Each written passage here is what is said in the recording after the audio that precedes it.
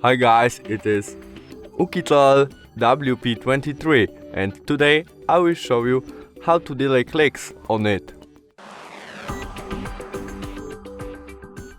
Our first step to do this is swipe up our screen to open up menu where we have settings.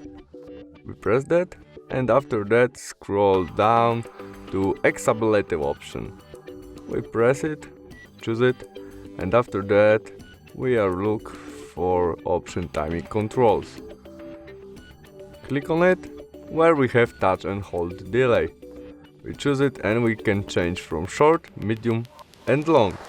And when we choose long, it can be helped when we touch the screen by chance and until strong push, it won't open anything. And that's all. Thanks for watching. Bye!